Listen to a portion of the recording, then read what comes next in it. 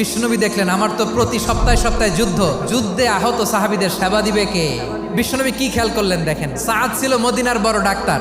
এই নারী সাহাবী রুফাইদা বাবার কাছ থেকে চিকিৎসা বিদ্যা শিখেছেন। বিশ্বনবী রুফাইদাকে বললেন, রুফাইদা তুমি মসজিদে নববীর পাশে একটা মেডিকেল ক্যাম্প করো। বিশ্বনবীর ডিরেকশন অনুযায়ী তিনি মসজিদে নববীর পাশে একটা মেডিকেল ক্যাম্প করলেন এবং আহত সাহাবাদের চিকিৎসা উনি ওনার টিম নিয়ে দিতেন। বিশ্বনবীর পরামর্শে উনি আনসারি এবং মুহাজির মহিলা সাহাবীদেরকে নিয়ে একটা স্পেশাল মেডিকেল টিম গঠন করলেন। খায়বার যুদ্ধে 7ম হিজরিতে যখন বিশ্বনবী যায়, উনি ওনার টিম নিয়ে আসলেন, বললেন, ইয়া রাসূলুল্লাহ, আমরা তো তলোয়ার চালাতে পারি না, আমরা তো তীর মারতে পারি না, আপনি যদি অনুমতি দেন খায়বার অভিযানে আমি আমার টিম নিয়ে মেডিকেল টিমের সেবাটা সার্ভিসটা দিতে চাই। পড়েন সুবহানাল্লাহ।